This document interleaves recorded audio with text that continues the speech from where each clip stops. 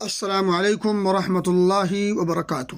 شوال کے 6 روزوں سے متعلق ایک اہم مسئلہ یہ بھی جان لیں کہ جن کے رمضان کے فرضی روزے بیماری یا سفر وغیرہ کی وجہ سے رہ گئے ہوں تو ان کے لیے علماء کے صحیح ترین قول کے مطابق ضروری ہے کہ وہ پہلے ان فرضی روزوں کی قضا دیں اور پھر اس کے بعد شوال کے 6 نفلی روزے رکھیں، کیونکہ فرائض نوافل سے اہم ہیں۔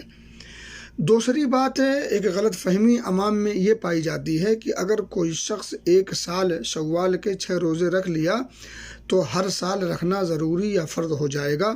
تو ایسی کوئی بات نہیں ہے، کیونکہ یہ روزے نفلی اور مستحب ہیں، واجب اور فرض تھوڑی ہیں۔ البتہ ان روزوں کا اہتمام کرنا، اس پر ہمیشگی برتنا یہ اچھی چیز ہے، کیونکہ اللہ رب العزت کی نگاہ میں وہ عمل محبوب ہوتا ہے جس پر ہمیشگی برتی جائے۔